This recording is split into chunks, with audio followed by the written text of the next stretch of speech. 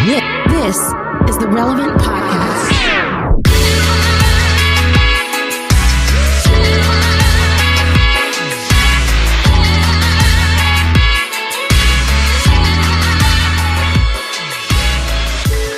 It's Tuesday, February 9th, 2021, and it's the Relevant Podcast. Here in Orlando, I'm your host, Cameron Strang, and joining me from Loverland, Virginia, is Jesse Carey. Hello, hello. If you heard Friday's show, you remembered that Jamie Ivey and Derek Minor were not able to record. Well, guess what? It happened again. So instead of Jamie and Derek today, joining us from Nashville, Tennessee, our senior editor, Tyler Huckabee. Hey, everybody. And sitting in for the whole show, one of our favorite artists, producers, songwriters from Nashville, Trent Dabbs. Hey, you. Cameron, I would add just favorite human beings in that list. Yeah. By the way, Trent, this is great timing for Trent because I happened to see on Friday on Instagram, he released his newest single. It's called Retrospect. So it's out now. So everybody go check it out. And it's available wherever you get your music. And I'm assuming, Trent, that it's the appetizer leading up to more new music from you. Is that true? Yeah. Every month I'm going to release a single, hopefully with some features. Now, have you, since last time I saw you was a couple years ago, and you had just written Casey Musgrave's High Horse, and you were at SNL when she was performing. Have you been at SNL since then? No, catch me up. I've taken an SNL break. Okay. Yeah, just COVID and all, So. Yeah. But listeners may not know, but I mean, longtime listeners know that Jesse and I go to like Montana every year, and just have these like few days of living another life, I guess we could say. A couple years ago, Trent was on our trip, and we realized how much fun he was. And I think right after that trip, you came on the podcast and did one of these, sat in for the whole show things. So we're glad to do it again, man. Yeah, I missed you guys. I'm gonna be honest. Yeah, we miss you too, man. And Trent, I feel like it was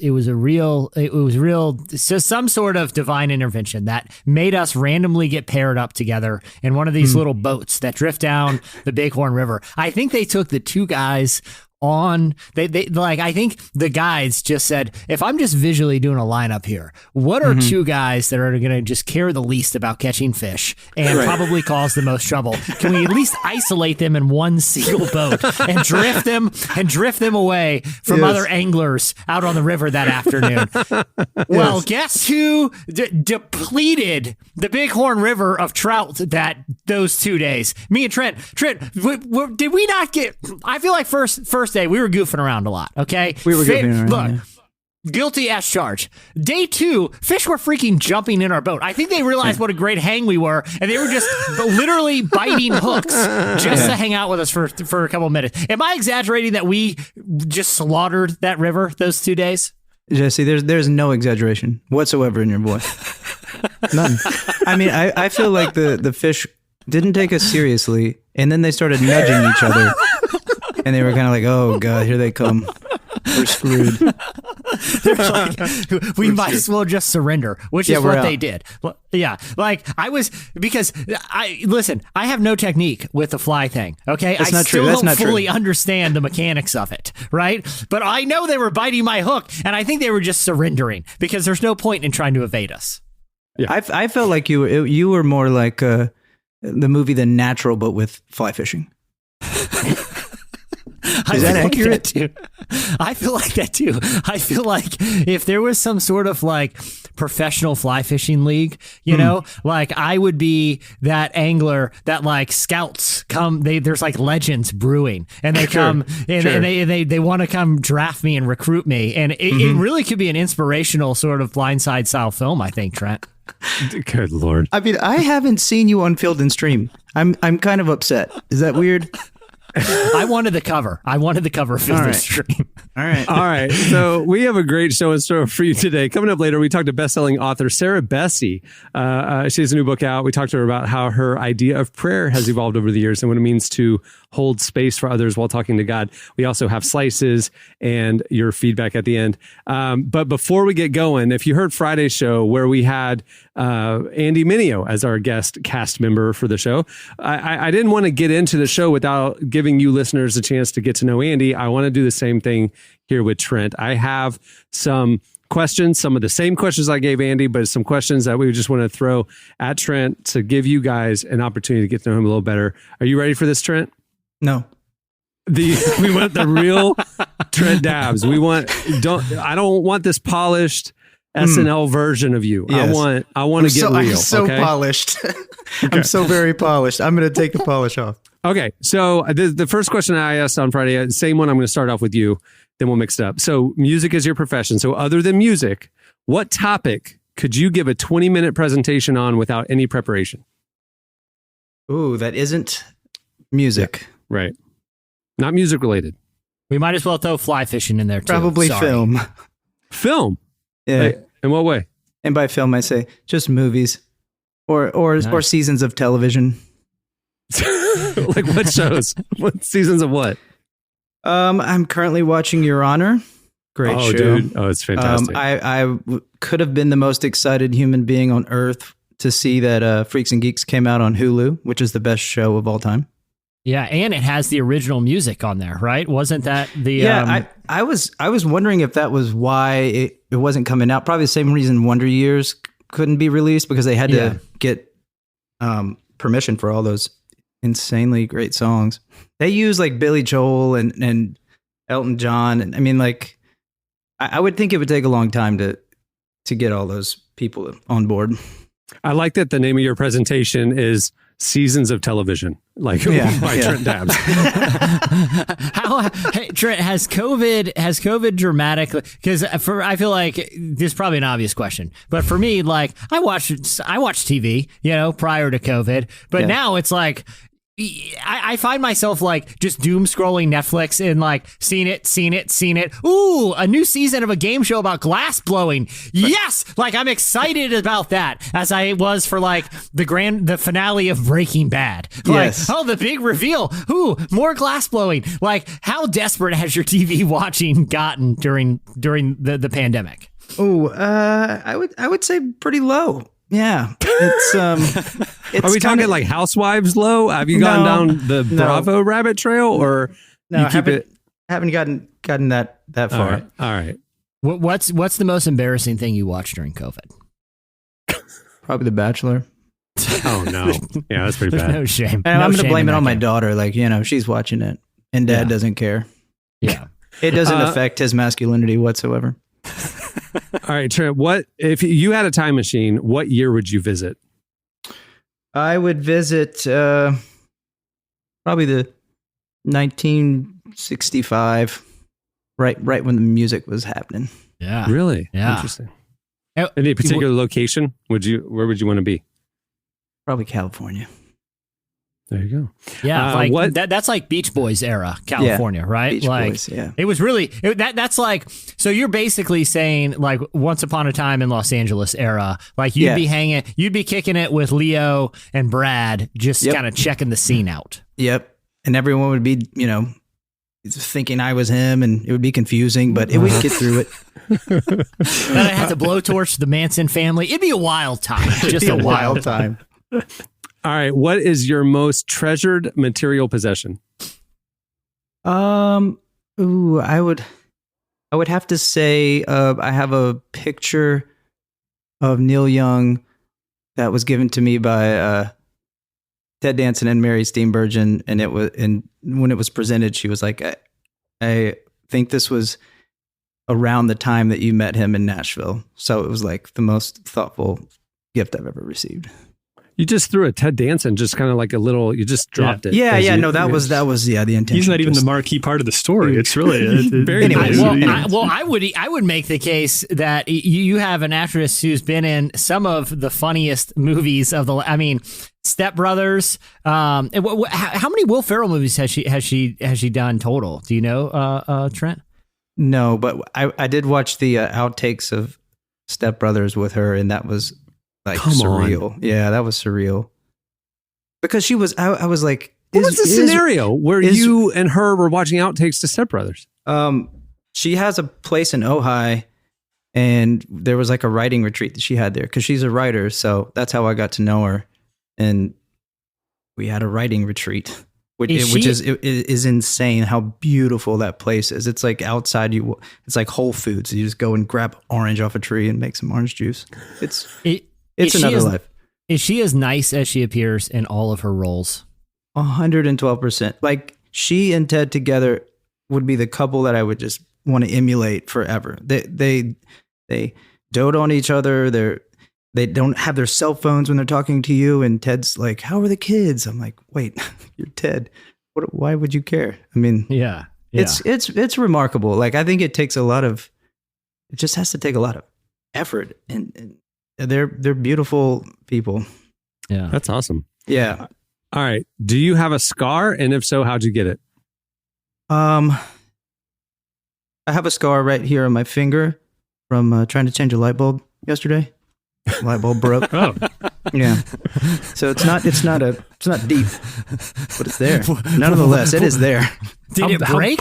How poorly did the light bulb changing situation have to go that it left you scarred? You're permanently scarred. I'm very handy. Very. Yeah. I don't doubt that. Listen, I'm not quite sure. Listen, I'm not quite sure how to change a light bulb, but I'm not going to call a handyman in. I'm going to think I know what to do. You just punch it. You just punch it. Yeah. I'm just going to punch this broken one first, right? Yeah. That didn't work. The effect. All right, Trent, this is a serious one. Would you rather fart or burp glitter? Would you rather fart or burp glitter? I'd have to say fart, because how pleasant would that be? To not know, and you're around me, and I'm just like, "Hey, check it." Just a cloud. Cloud. I would just tap someone on the shoulder and bam. Hey, real little quick, spray of like being pepper sprayed, but with glitter, so it's happy. Yeah. That's like it's like a confetti gun, like the only gun that anyone truly would be happy about. Yeah.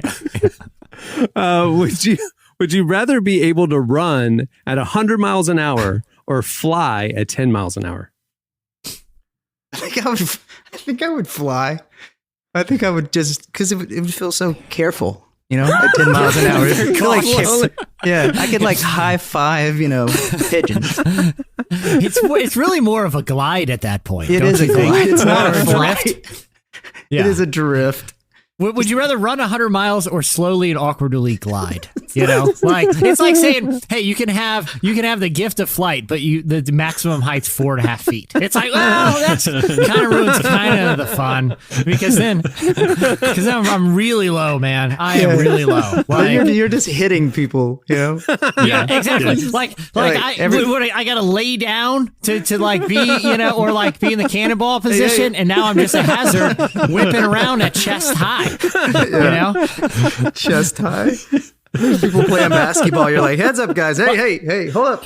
If I was a genie and I could do this and like grant people these wishes, I wouldn't add in the stipulation. I'd be like, "You can run 100 miles an hour or fly." And they're like, "Oh, definitely fly." They're like, "Oh yeah, I meant to tell you it's only 4.5 feet. Have fun." Man, well that kind of ruins it. Yeah, exactly. So you tell them, but it's afterwards. Yeah, exactly. Hey, have fun with the flight, but just be careful. A lot of people can get chest injuries. So you're about your sternum height. So watch yourself out there.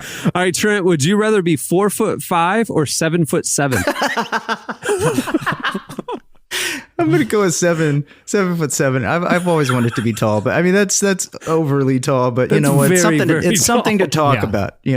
Yeah. It'd be a great talking point for my music. Can we bring it back to that?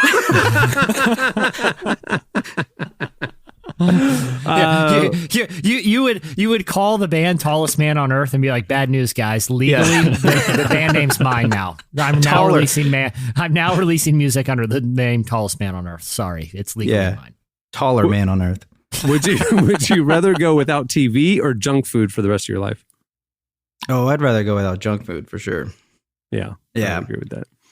That'd be nice. What life lesson did you learn the hard way? Don't approach famous people with songs. Really? Do tell. Yeah. No, I did. I told it last time I was on, 300 episodes ago, but when I had my most embarrassing moment and all that. Yeah.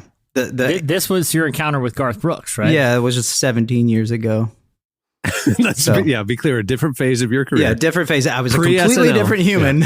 Yeah. Mm-hmm. And I'm going to leave that there. Yep.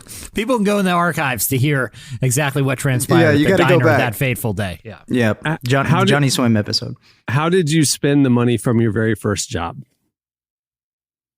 I bought some CDs. Yeah. Probably Jeff Buckley Grace or something. Oh, yeah. Back when my dad would go with me to the record store, and his response to everything would be like, $16. And everybody be like, hey, we'll give you the the worker rate here. It's fine. It was like if you act like that, it's insane how much the price is, and people embarrassing. You know what? It's fine. We'll give you the discount here. Where did you buy your music from when you were a kid? Did you go? Was it just like a Target, or did you go to a record store? No, there was a Bebop record store in Mississippi. I ended up working there for a little while. But yeah, that's when you would speak to the guys that worked there, and it didn't matter what they said, they would be like turning you on to music, and you'd be like, oh yeah, I got to get that. Yeah. They're tastemakers. The high fidelity situation. Yeah, totally. Record store. That's exactly that's like that. That's a pretty cool job. That's like a job that you could tell people about, and they're like, oh, I bet he's interesting and listens to cool bands. Jeff Buckley. I can't even tell you how many albums I bought just from their recommendation. Yeah. You know? When I was growing up, there was a record store called Peaches that I would go to, and it always had great staff, great selections, great curation, and years later, come to find out that the years that I frequented it are the same years that Dan Hasseltine from Jars of Clay was working there. Like little Cameron and slightly older Dan Hasseltine, he probably recommended one of the albums that I bought in that era. It's kind of funny. You heard of this band called Jars of Clay? Yeah, you gotta check it out. Pre-Jars. $16. I heard they only have one good song. Okay, so last two. You have an itch on your butt, inside your ear, and up your nose at the same time, but you can only scratch one. Which one? Butt, inside your ear, and up your nose, same time. Oh, inside your ear for sure. Really? Mm. Yeah. You're going to let the nose itch keep going. Oh, wow. Yeah. We got to get the ear. Crucial. You're going to be walking around doing the Bewitched thing all day, you know? If you don't choose the nose. Dated reference. Very dated.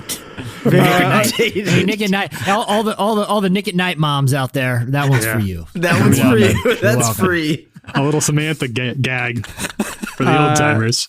If you could immediately gain one skill, what would it be? It'd be flying more than 4 feet. I don't think flying's a skill. I don't think it's a skill. Like a real life skill. I would honestly be a really good mechanic, because I have a Grand Wagoneer, like an old 85.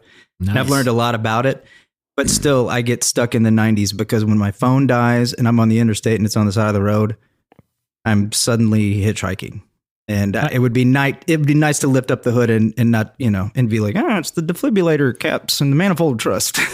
Trent, can I ask you about that particular vehicle? Sure. Because I don't know a lot about Grand Wagoneers, but I could be wrong about this. But weren't there a run at some point, maybe early mid-90s, that would have prominent wood paneling down the side? Am I thinking of the right vehicle? Are you talking about real wood or vinyl? Well, it was made to appear like wood on the exterior. Because that's what mine is like. And I ordered a whole new side of wood, right? And it's like $1,300. And I'm like, I can't wait for this thing to come. And when it came in the mail, it looked like a large toilet paper roll. And I was like, wait, what is this? It's like, it's a vinyl sticker. That's what it is. Oh, that is so disappointing. Right? I mean, I was like, I didn't even think about that. I'm like, well, surely it's a good sticker for that. You thought it was real wood? You really? Honestly, you can't go through a car wash with wood. It's going to like... Cameron, I feel judged, okay? Just let me... I don't know. I was like, for $1,300. Yeah, that's true. You think it'd be more than a sticker. For $1,300, for $1,300, I've watched enough Chip and Jo to know that better have come from like a reclaimed farmhouse, up on New England somewhere. That's an expensive, sticker you got for the. But well, you have. There's a reason those things are like extinct, because like you have to get the same exact.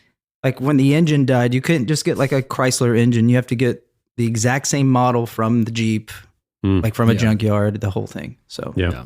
And the whole premise of me even having it for 8 years was to give it to my son one day, and he's 12. So I was like, hey, I got to get this out of the shop, so we can get it ready here. And he's like, oh, I'm good. I was like, wait, what? He's like, I got this big. He's pile like, no, of I rocks don't over here. want I'm it. I was fine." like, you don't want it. What? It was painful. Oh man. So what are you gonna do with it? Sell it? Oh, I'm gonna keep it. I'm gonna keep that thing as long as I can. Yeah, for sure. All right. Well, I feel like we got to know the real Trent Dabbs just then. I appreciate you indulging it. All right, everybody, stay tuned. Up next, it's Slices. You know that I've gotta go now. Wanna fly away from this place. You know that this is the way to my heart. We'll sail the South Canaries. We could go all the way to space. You know that this is the way. You're listening to Goth Babe. The song is Canary Islands. Well, today's show is brought to you by Bombas. Bombas makes the most comfortable socks in the history of feet. They've literally rethought every little detail about the socks we wear every day to make them more comfortable. I wear them every day, for real. The best socks that I own. I look for them in the pile of laundry. I love my Bombas. I have the no-shows. I have the longer ones. And what I love about them, aside from just the comfort and the quality and all that stuff, is that they do more than keep our feet cozy. Bombas helps give back to the most vulnerable members of our community. For every pair of socks that we purchase, Bombas donates a pair to someone in need. The generosity of Bombas customers has allowed them to donate over 40 million pairs of socks and counting through their nationwide network of more than 3,000 giving partners. And the impact is more powerful than ever. To those experiencing homelessness, these socks represent the dignity of putting on clean clothes, a small comfort that's especially important right now. You can give a pair when you buy a pair and get 20% off your first purchase at bombas.com/relevant. That's BOMBAS.com/relevant for 20% off your first purchase. Bombas.com/relevant. Okay, it's time for Slices. What do you have, Jesse? All right, I'm talking to a handful of cosmopolitan gentlemen, guys who like taking to the streets, going out in the evenings, or at least, pre-pandemic and, hopefully in the future. Real quick around the table, what are your guys' thoughts about the Lime scooter situation? Because I personally think it's fantastic. I love Lime scooters. Even if I have to go like a block, I am renting a Lime and I'm busting out tricks and weaving in and out dangerously close to people the entire way. What do you guys think about Limes? I'm with you. I'm pro Lime scooter. I'm pro. I just haven't done it. I think they're fun. I think it makes it feel, it's like a magic carpet ride. It makes it feel like fun to, like, otherwise boring commutes become kind of like check this out. Yeah. Like, it's a stupid trick, but it makes me feel it's very fun. Trent, are you a Lime guy? Lime scooter? I've never ridden a Lime scooter, but I know in Nashville they're everywhere. So they're just kind of spread along the streets. So a part of me feels very much like a sage, where I'm just like, get those things out of here, See, clear my streets up. I love Lime scooters. I think they're a great idea. But part of the reason I like Lime scooters is because I find myself spending a lot of time watching YouTube videos of people trying dangerous things on them that they aren't made to do, and either breaking the scooter or getting seriously hurt. They're hilarious. And you can't really feel bad for these people, because if you've got onto a Lime scooter before, they're way heavier than you think, and they're way faster than you think. And they're very dangerous. And they also, they intentionally put the logic. I don't even know what kind of legal loophole they had to go around, because they put them like outside of bars and stuff, right? Like, already people probably not making the best decisions are getting on tiny little motorized vehicles and just zipping around town. But I think Lime's next move, it's cause for a little bit of concern. Not from people like me. I think watching people wreck these are hilarious. But that Lime has announced that in multiple cities, they're going to roll out their newest innovation, which are rentable mopeds. So they're painted green, just like the Lime kind of deal, but as a moped that you can sit on. They can fit 1 to 2 people, and it can go up to 90 miles on a single charge with a top speed of 28 miles an hour. I've never, Cameron, you've had mopeds. How fast is 28 on a moped? You're cooking. I mean, It's like, the smaller Vespas, the 50cc Vespas, they go maybe 35 or so. So it's in that range. But you feel like you're cooking. I mean, yeah. And here's the other thing that I feel like is a little dangerous on Lime's part is that they're putting helmets on the back of all these. And there's like, when you unlock the Lime moped and jump on it, it knows if the helmet's been checked out and it won't start unless the helmet's not in its place. I feel like you're emboldening people because when you're renting one of these, you have no inhibitions about breaking it. Like if I'm on a Lime scooter, it's like, I think I could go down 4 or 5 stairs pretty easily. But like you just feel like somewhat obligated to get every dime of your money's worth and being like, I'll jump that curb. Well, yeah, I'm down for at least one little race. Or, I think I can fit through that little alleyway and get it jammed and stuck and just leave it there because I rented it. Who cares? I think I think on one hand, this is a fantastic idea because I would love to just rent a moped and zip around. And if I break it, literally, who cares?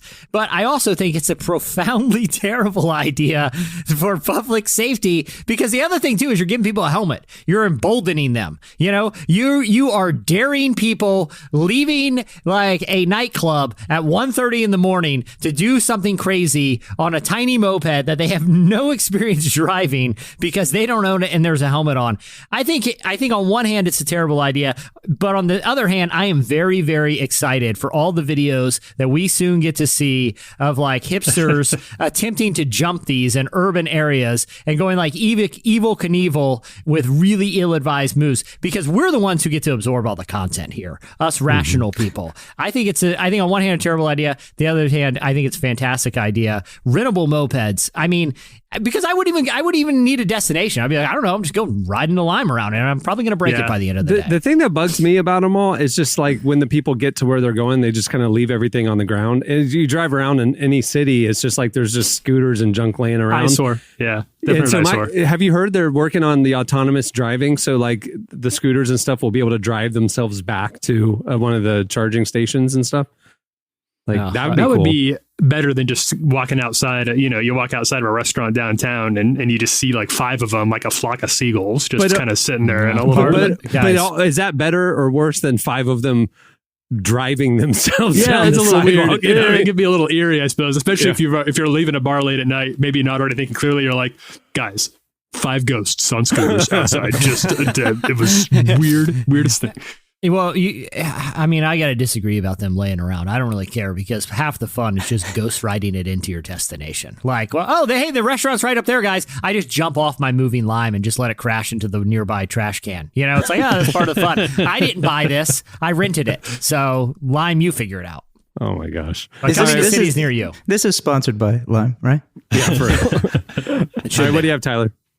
All right. So if I don't know how into, Jesse, I would imagine you're probably familiar with this, but the rest of you, I'm not sure how familiar you are with sort of unsolved mysteries of yore. If I say the Dyatlov Pass or the Dyatlov Pass incident, do any of you know what I'm talking about? No clue. Very, very familiar. Very familiar. Yeah, I'm sure this is a very famous unsolved mystery that took place in Russia in the 50s, where a team of adventurers, about 10 adventurers, went on a skiing expedition in the Ural Mountains in Russia.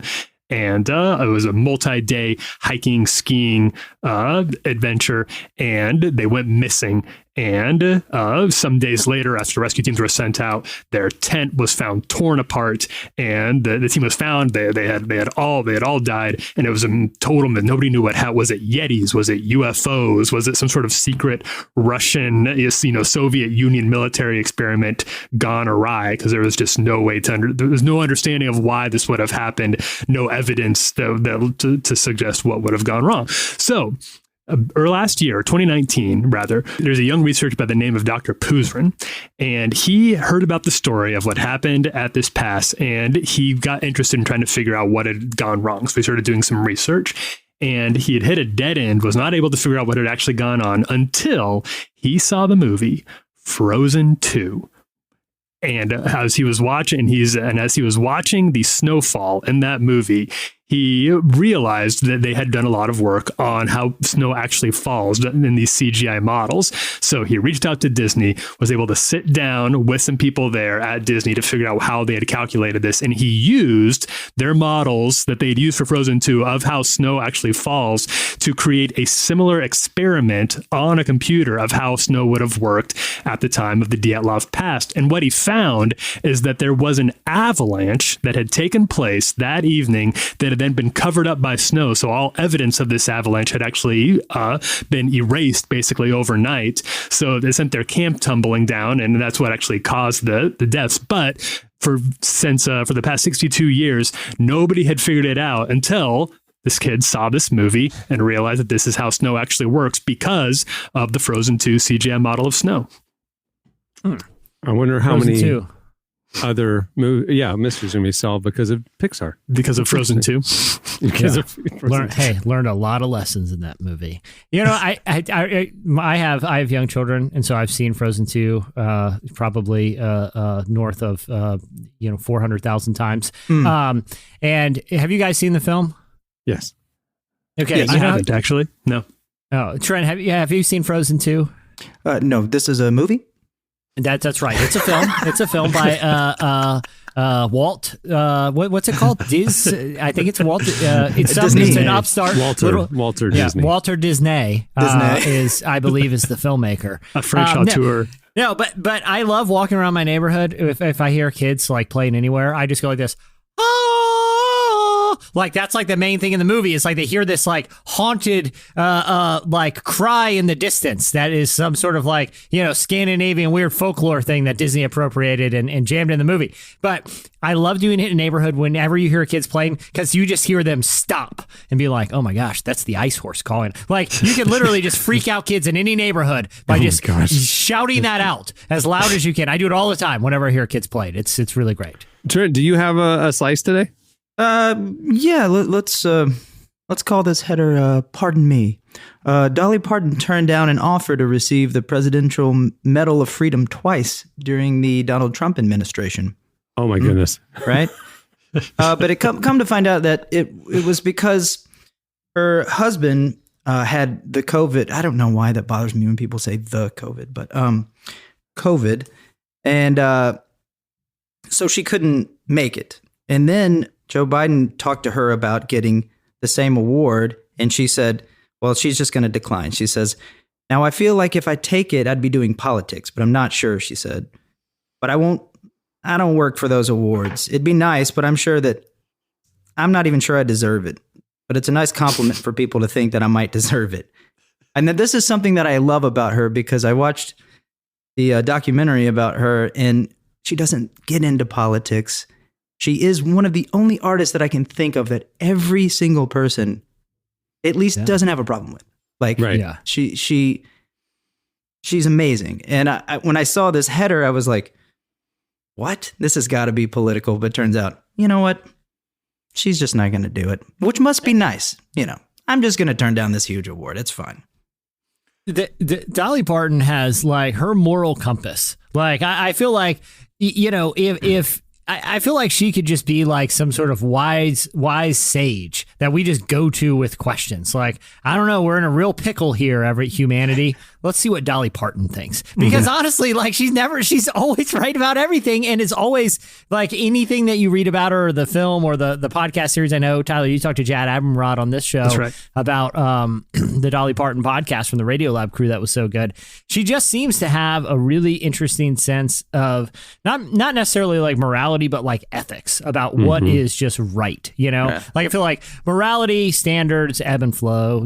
People care about different stuff when it comes to that. But like when it comes to making ethical decisions or kind of taking ethical stands, she's always right on. Right. I agree. How do you think that, like, I read this story as well, and it was obviously very kind of Dolly to offer to stay behind with her husband who was ill, and in lieu of going to get the Presidential Medal of Freedom. How sick would your significant other have to be for you to tell the White House, Presidential Medal of Freedom, I got it. You never know when he's going to need a glass of water or something over here. I don't think she was making up an excuse. I truly don't think she has a false bone in her body. I'm just like, I can't imagine what sort of like modern inconvenience would come up where I'm like, it's either Presidential Medal of Freedom, but I told Ryan we'd hang out this afternoon, so I guess I got obligations. There's potentially a Saved by the Bell reunion on TV, you know. Yeah. I'm really trying to get it. I gotta be honest, it's news to me that she was married. I wasn't even aware of that. So, but it sounds like she's a pretty devoted. He's wife, very out of the spotlight. He's very reticent. He doesn't like to be photographed. Or I can't even think of his the name. They've been married for many, many years, but he is not he's not in the PR. That's so interesting. Yeah. Would you rather, from this moment on, would you rather mentally or physically never age? Right Mentally now, frozen time. Mentally or physically never age? I already feel like I'm on the downside mentally, so I would say physically. Yeah, I'm going to agree with that. Yeah. I'm going to agree with that. I think I'll just get funnier, more ornery in old age. Just bring that on, accelerate. Like grumpy that. old men, but it's classic. Yeah. Yeah. Trent, exactly. would you rather have the details of your financial life or your love life be made public?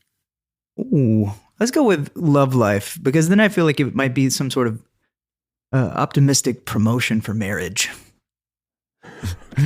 There you that's go. good. I like that. I like that. That's good. Positive. You sound like a young Dolly Parton, Trent. Just I'm just tickled. Good. yeah. Would you rather spend the day at an amusement park or lazing on the beach? Amusement park. Really? Yeah. I'm a 7. It's Yeah, it's the eternal it's how many roller coasters, you know. Mm-hmm. Yeah, that's amusement parks are too much. I'm already disappointed that it has to end when when the thing is clicking going up. I'm tired within minutes of arriving at an amusement park. Like, I'm like, okay, I got to find a place to sit down. This is an all day. Is this an all day thing today, guys? Or are we cutting out a little early? Like, that's the first thing I think when I get to an amusement park. All I see is lines and standing. I'm out. Yeah. I'll power through till lunch, but just know I'm going to find one of those indoor little 4D theater things, and I'm going to watch about 4 shows in a row. Just sit in the AC for a while. That's I mean, last year when we were on tour with Need to Breathe, my friend and we had a day off, and we got in an Uber for an hour and a half and went to Cedar Point, the roller coaster capital of the world. 2 grown men rode roller coasters the entire day. That's a red flag. Did they send you through a special entrance? They give you a special bracelet to keep an eye on you. It was so inspiring, guys. Would you rather be the star player on a terrible losing basketball team or ride the bench on a winning one? Well, I feel like I have been on the bench and a winning one. Back in high school, we won 12-0 championship rings, and then we got the title taken away because they were. I'll say they were recruiting players. So No way. yeah, so it felt man. amazing. We had that big old ring, 12-0, and then we got it taken away. Wow. Good story though. Would you rather be an unknown Major League Baseball player or a famous badminton star? Unknown Major League Baseball or famous badminton star? Does the badminton pay?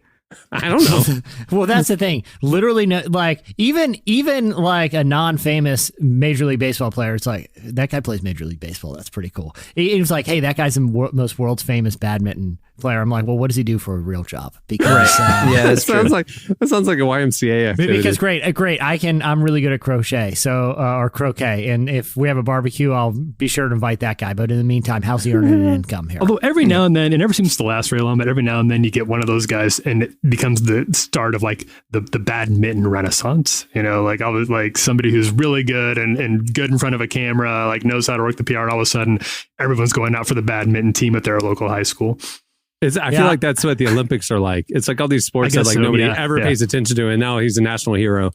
It's like you pay attention that one afternoon you happen to be watching ESPN2, after the strongman competition ends, and and they just have some there's during like height of COVID when all the sports leagues were shut down, ESPN primetime was showing cornhole leagues, right? like I feel like, yeah, great, that guy just won a cornhole tournament. Great. That's the peak of his life. And there's 12 people in the audience. I would go Major League Baseball all day long. No question. All right. Last one. Would you rather be known for your intelligence or your good looks? Known for my intelligence. Yeah. That'd be Are they nice. offering a lot of modeling contracts for smart people now? It's very difficult because I feel like I'm so well known for both. Yeah, it's kind of like it's a paradox. at your funeral. They're like, he was such an incredibly handsome man. In fact, the most handsome man here. He was the smartest human that I knew. The smartest. Man, that feels a little better. All right. That'll do it for Slices. Stay tuned. Up next, Sarah Bessey joins us.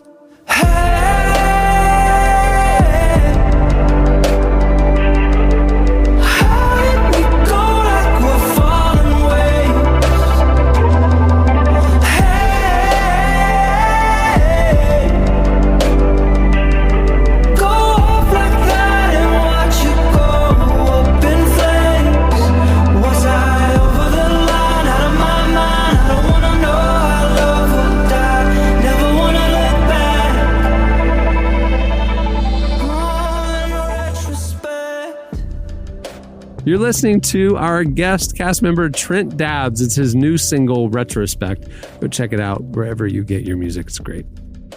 Well, today's show is also brought to you by Upper Room. There's some good daily comforts that just make you grateful and feel more grounded in life, like petting a dog or hitting that snooze button, and of course, that first cup of coffee. These are things that you can count on every day to help you get where you want to go. Things like the Upper Room Daily Devotional Guide. You can count on the Upper Room for daily inspiration, daily community, and daily prayer. It's the only daily devotional magazine written by readers, ordinary people who have encountered God in daily situations. The Upper Room is here for you every day through your email, a custom app, or printed magazine. You can enjoy a free 30-day trial of their email or app service by visiting upperroom.org/welcome. That's upper, UPPERROOM.org/welcome. Get your first 30 days for free. Well, Sarah Bessey is a writer, speaker, and best-selling author. She's written books like Jesus Feminist, Miracles, and Other Reasonable Things. And most recently, A Rhythm of Prayer, a collection of meditations for renewal, which is actually out today. She sat down with us to talk about her new book, how her idea of prayer has evolved over the years, and what it means to hold space for others while talking to God. Here's our conversation with Sarah Bessey.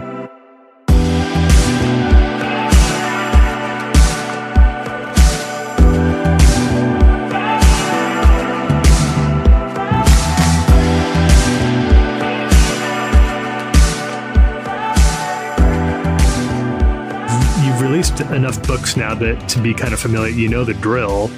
But dropping something into the middle of this time, does it feel like there's extra pressure, like to make sure that what you're saying speaks directly to the time and place in these unprecedented whatever it is? Is that something that you feel, or are you feeling it now because I'm asking the question?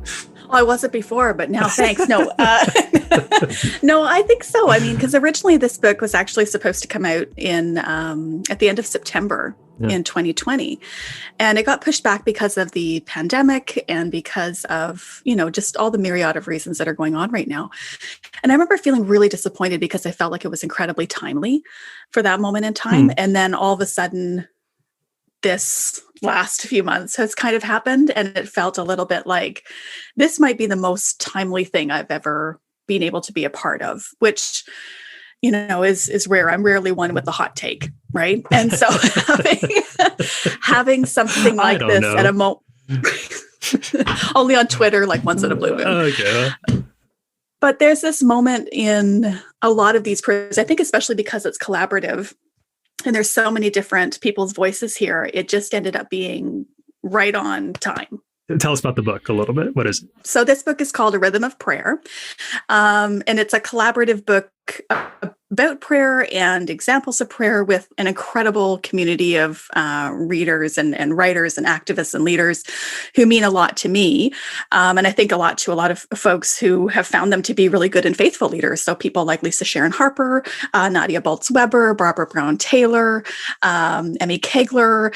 But it was a book that came to me, one of the things that I found kind of interesting over the last number of years in work and in ministry and in life is how many people find it funny that I love to pray as much as I love to pray, which sounds funny to say out loud, but I end all my books with prayer. I love to pray with people and for people. It's a huge part of my own life and has been for years and years. And I think for those of us who lead in these spaces, that oftentimes our conversations with people who are deconstructing their faith or who are in a process of figuring out what to hang on to and what to let down, a lot of times the ways that we were taught to pray is almost some of the first stuff to go, right? I think especially when you come from a background like mine, because I come from my faith tradition, how I was introduced to Jesus was in that prosperity gospel, word of faith, name it and claim it kind of thing. And so, you live longer than a hot minute, you learn some of the trauma and baggage that comes with that, right? And so I think that rediscovering and reimagining prayer was a huge part of my own journey. And so in a lot of ways, the book came together as almost like that form of a prayer circle. It was very communal. It's not a book of here's how to pray or here's all the theological reasons to pray, as much as it is an invitation into prayer and a lot of permission for all the ways that we pray or don't pray right now. My hope is that it helps people reimagine and re-enter prayer, that they are maybe even given back prayer in ways they hadn't expected. You grow up and prayer looks like folded hands and bowing your head. And that was my tradition. I did not grow up in the prosperity tradition, but it was a very evangelical, these are the times when you pray. We pray before we eat and we pray before we go to bed and we pray at church sometimes. And I think as I grow out of that, prayer becomes this very nebulous, prayer is kind of just thinking vaguely Jesus-y thoughts, and it's not even really there's nothing concrete about it. Do you think can that be prayer, or does prayer need to have really a definite time and discipline and intention behind it? How concrete do you think the rules of what is and is not prayer are? My son, who's given me permission to share this story before, and so I try not to talk about my kids unless they've given me their okay on it. But I remember when he was really little, he was in this kind of church program with a bunch of other friends, and they had a art day, where they were doing art therapy around prayer. And they said, would you draw a picture of what you think prayer is? And I got a call from the teacher to kind of come in and take a look at it, which, if you've raised kids for longer than a minute, that can go a lot of different ways. And so I ended up going into the classroom, and she showed me, she had me sit down and she showed me kind of the pictures that the other kids had all drawn, which were all the things like what we were just saying, right? The folded hands and the, sitting around the dinner table at supper time and somebody saying grace, or your mom or dad praying for you at your bed, at bedtime. She said, I want you to look at what Joe drew. And she turned around this piece of paper, and he'd drawn, just little stick figures. It was like himself with the red t-shirt on, and, he had little sticky up brown hair. And he was sitting on our back deck at our house. And there's a sun in the corner, with a little stick sunshine kind of thing coming down. I'm very familiar. You've got it. Yeah. And he had drawn a picture also of Jesus sitting beside him. And, it's Jesus because it's got the white robe and the blue sash, like every kid's Bible ever. And, I'm just grateful it's not a blonde, blue-eyed Jesus, I guess. So we'll call that a win. But he had drawn himself and Jesus beside each other on our deck. And he had these little cartoon bubbles of, when people are talking to each other in a comic book. And he'd written, I love you, Joseph. And I love you, Jesus. And I love you, Joseph. And I love you, Jesus. And at the bottom, he'd written, this is Joe and his Jesus. This is how we pray. And it really was a shift for me when I saw that. It's in my keepsake box to this day. But there was this moment of saying, okay, however you pray, whether it's liturgical or it's common prayer or it's just thinking, holding some space or lighting a candle or going for a rage walk or, reading scripture however it is that you're praying, the conversation that's happening, I think, underneath all of that is the thing that we're really looking for. And it's that sitting with God and sensing and knowing and having that conversation of, I love you, Tyler, and I love you, God. And I love you.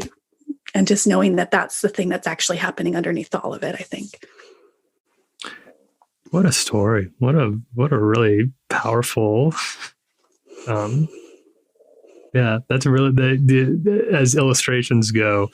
That one delivers. They don't always, but that one really hits home. It's very special. I will remember that for a long time, Sarah. Can I ask you a little more about the book? Yeah, of course. The women that you've pulled in to be part of this project, Murderer's Row of Rogues Gallery, for sure. who I would love to be praying for me. Why them? I have a relationship with almost every single one of them outside of these pages. Actually, I think with pretty much every single one of them in some capacity. I've either bothered them or attached myself to them or stalked them in some capacity.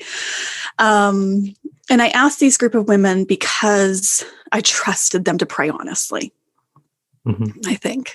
I mean, I don't even know that I necessarily named that at the beginning as much as I thought my capacity for BS at the moment when I asked them to do this was at an all-time low. And I needed someone who I knew would be honest about the struggles of prayer, about the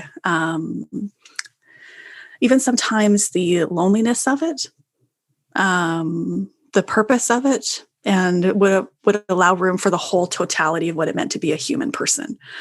That these were women I trusted wouldn't perform for anyone. And that meant something to me then, and it means something a lot to me now, because I think the idea of sometimes that we have gotten is that we need to perform some of these things or say the right things because it's how we were taught to pray or how we were taught to be or how we're allowed to talk about God or how we're allowed to talk to God. And I think that even that was something that I really needed, was the permission for that. And, and I think you see that even a lot in scripture, in that, the Bible is way more honest about how we talk with God than most of our churches, right? And so that's where you have, arguing with God and conversations with God, and the thank you, the gratitude, oftentimes, even in the moments when you are most devastated, is when you can see God most clearly. And so I needed women like that, and I trusted them to do that, and they did. The tension that I think a lot of us feel with prayer is asking God to do things for us, for healing, for financial help, professional goals or whatever. And then we feel bad because not everybody gets those things. You maybe get what you would call an answer to prayer, but why didn't this person get an answer to prayer then? And does that mean that God likes them better or listen to my prayers more than theirs? And that can get you really tripped up when you start praying and make you very scared or confused. Do you have any advice for how to deal with that when you go in to pray or God to work changes in the world around you? That's a really, really empathetic question, I think, for people, Tyler. So thank you for that. I have found myself in that space in my life of being part of what I call the company of those of us with unanswered prayers. And I think the temptation in that moment is to, you can have this temptation to want to explain that away or skip over that disorientation and that disruption that comes to us. And I think some of the hardest work we do is leaning into what we think prayer is for. I think especially if you've been taught a model of prayer or a way of praying that is about controlling outcomes, especially for people whom you love or for yourself, it's very rarely selfish. And that's part of the reason why I find it may be sometimes frustrating when there can be some judgment about how people were taught how to pray. It's very rarely is it selfish, almost always motivated by love and by empathy and by kindness and knowing God's heart for people. And so I think that learning how to deal with that honestly, learning how to name that, turning towards teachers who continue to pray even in the face of apocalypse and praying in the face of a lack of hope. Who are the people in your life or the leaders in your life who have made space for prayer beyond controlling outcomes? And what do you learn about prayer from those places and those spaces? I find that oftentimes when I lost prayer altogether, that made room for me to reimagine prayer in ways I never would have expected if I just kept doing the thing that I'd been taught. And I think that it's okay to take a minute and trust that the conversation we're actually having is still happening underneath all of it. And that you can continue to pray in what you believe is God's heart for you and for the world, which is one of flourishing. And that won't ever lead you wrong.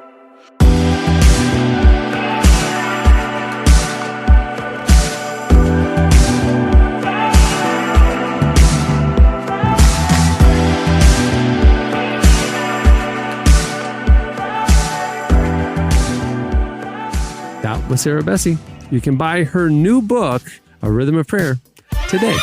Break a wise, oh, I need it. Turn around really slow.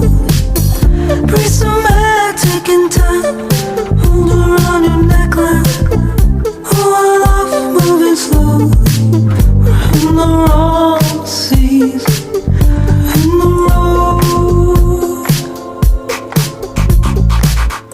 You're listening to Rye. The song is Black Rain. Well, normally right now we'd be doing your feedback, but because we just kind of had an unusual week and unusual cast and all that kind of stuff, we're going to punt it to next week. So all your dog name suggestions, keep them coming in. Hit us up on Twitter at Relevant Podcast, or you can post on our Instagram comments as well. So tell us your creative dog name ideas. I think I win with my dog, Charles Barkley, but I'm biased.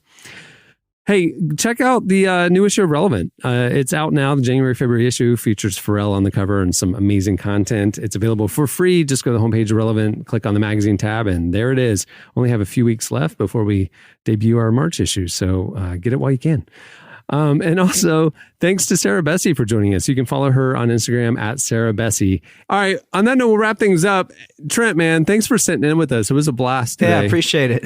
Appreciate it. Yeah, it was fun, everybody man. go check out his new single, Retrospect. It's everywhere you get your music. And you said you're doing a new single every month, huh? Yes. Is that a new thing? Like you're not doing an album release, you're just trickling it out like intentionally? Yeah, I thought it would be better to trickle it out. And I'm trying to get certain features on the songs. So hopefully that'll pan out. Very cool. Very cool. Yeah, man. Yeah, so there you go.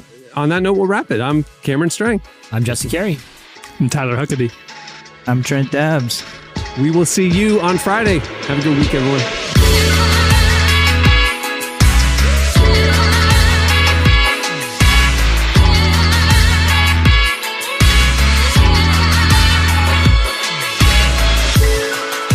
Thanks for listening to the Relevant Podcast. Check out our features, interviews, and news updates every day at relevantmagazine.com. And make sure to follow Relevant on Facebook, Twitter, and Instagram for the latest. For more great podcasts, browse the shows on the Relevant Podcast Network, which you can find at our site. And while you're there, don't miss the all-new era of Relevant Magazine. A new issue releases every other month at relevantmagazine.com.